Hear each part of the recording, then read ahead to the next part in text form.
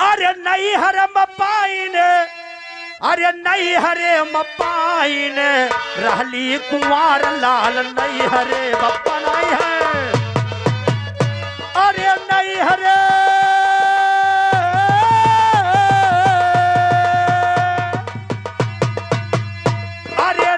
हरे मपाइन, रहली कुंवार लाल नहीं हरे मपाइन, रहली कुंवार लाल नहीं हरे।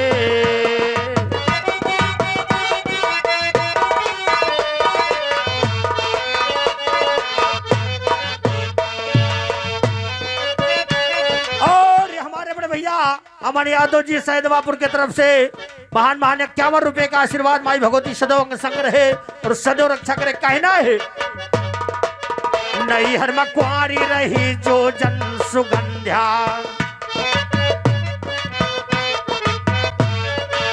नहीं हर मकुआरी रही जो जने सुगंध्या,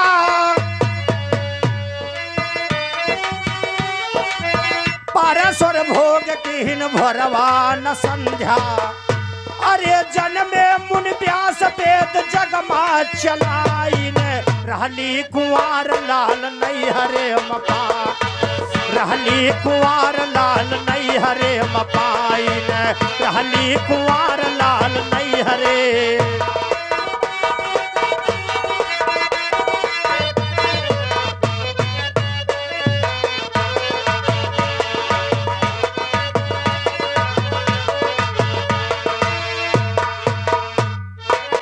नहीं हर मकुआरी रही मंदोदरी तारा, और घराना गुरबेहलाल आदरणीय बिरहा सम्राट परम पूजनीय आदरणीय लंबरदार खलीफा जी 101 रुपए का आशीर्वाद इस जवाब पे आया है। माई भगवती सदैव अंग संग रहे और आशीर्वाद की कामना चाहेंगे। बहुत बहुत धन्यवाद। कहना है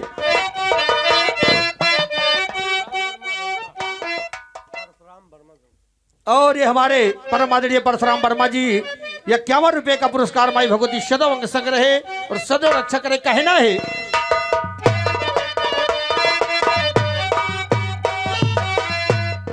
नहीं हरा माँ कुआरी रही मंदोदरी तारा, रावणियों बाले याधा याधा, रावणियों बाले याधा याधा फारा।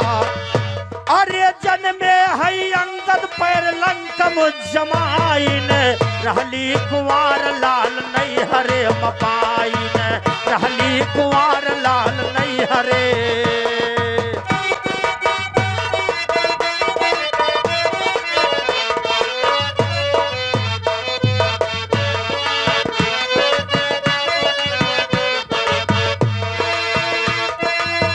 नहीं हर रही माता अंजनी कुंवारी,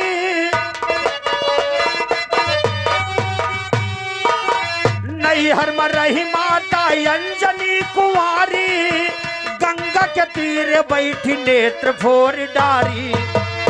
अरे रह गई गर्भ नरकुल जलमा बहाइन, रहली कुंवार लाल नहीं हरे मपार, रहली कुंवार लाल नहीं हरे मपाइन।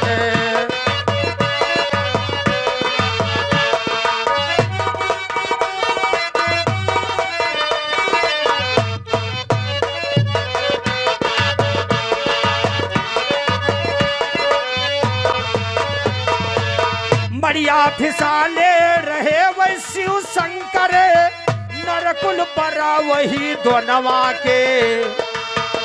अरे जन्मे हनुमान गदा लंकम चलाइन, रहली कुंवार लाल नहीं हरे मपाइन, रहली कुंवार लाल नहीं हरे मपाइन।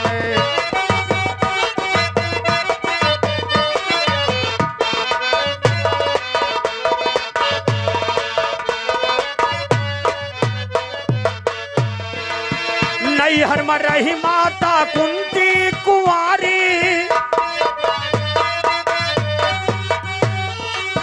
नहीं हर रही माता कुंती कुंवारी, दुर्वासा ऋषि से सिखा मंत्र भारी।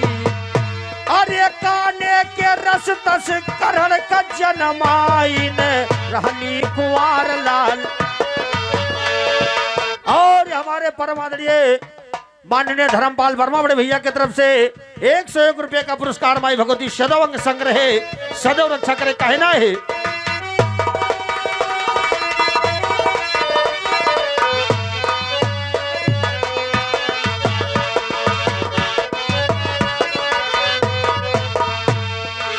नई हर सीता जी बनाव एक मूर्तिया,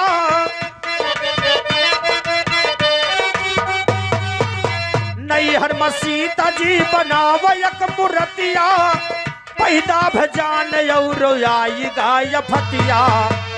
अरे नाम रक्त सुर बनी कई काली मिटाइन रहली कुंवर लाल नई हरे मपाइन रहली कुंवर लाल नई हरे।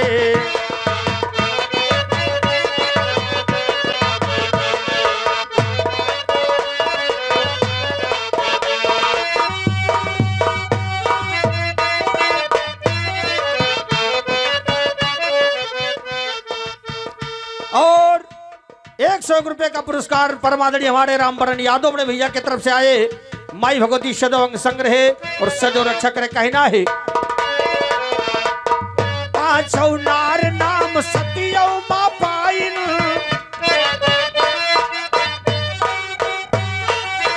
पांचौ नार नाम सतियौ मा पाइन, बुधैया दो गाना। अरे सरस्वती माता जबनिया पर गाइन रहली कुंवर लाल नई हरे मपाइन रहली कुंवर लाल नई हरे।